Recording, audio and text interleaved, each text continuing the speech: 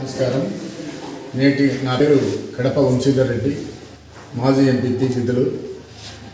నేటి గిద్దలూరు మండలం నాయకులతో సమావేశపరిచిన ముఖ్య ఉద్దేశం, నేను వైఎస్ఆర్ కాంగ్రెస్ పార్టీ తరఫున టికెట్ ఆశిస్తున్నాను.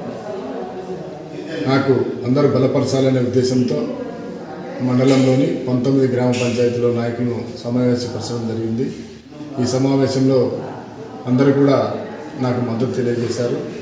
వాళ్ళందరికీ కృతజ్ఞతలు తెలియజేస్తున్నాను. నాతో పాటు టికెట్ ఆశించే వాళ్ళు కూడా ఉన్నారు. నేను ఎవరికి వ్యతిరేకం కాదు.